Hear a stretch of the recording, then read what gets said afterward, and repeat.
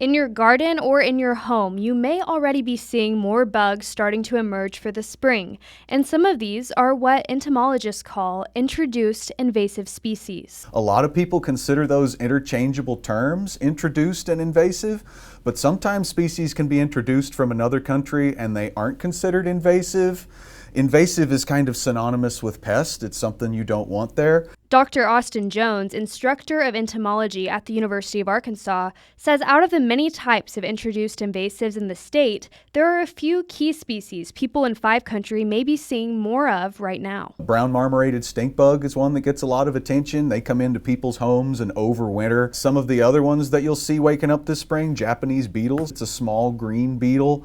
They'll eat just about anything in the garden. Stink bugs and Japanese beetles are harmless to people, but they like to eat plants and can do some damage to your garden.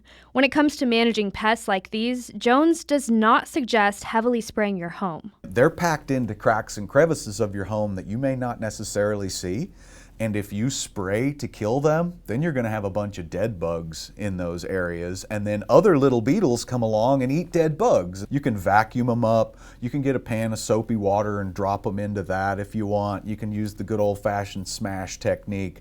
And of course, if you're one of those live and let live types, there's nothing wrong with just letting it loose outside. And another pest that's not quite as harmless. Red imported fire ants, I would say, are one of the more prevalent and dangerous of the introduced invasive species.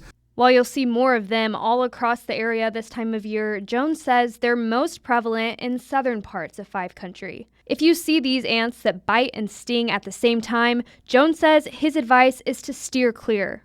If you get into them, get them off before they send the signal to all attack you at once. And also, if they're on you, try not to smash one, because if you smash one, you're releasing the chemical that signals the rest of them to attack. And when it comes to preventing fire ants or any type of pests, there are different treatment options. Check out your county extension agent or the extension website. There are going to be lots of handouts on how homeowners can treat and prevent for all of these different things, everywhere from cultural control, like digging up nests, on into chemical controls, like what products are recommended.